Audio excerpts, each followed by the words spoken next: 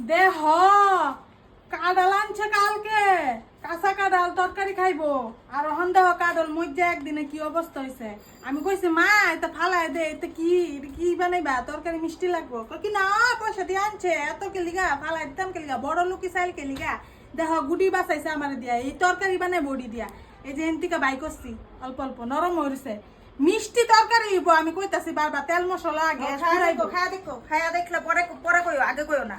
খায়া লিও, এটা পয়সা দিয়ে আনছে না, মাগনা আনছে, দাম লাগছে না। এলিগা মিষ্টি তরকারি বানাইবা, মিষ্টি কাঁডাল খায়া পরে কইও, আগে বারবার আয়ো না।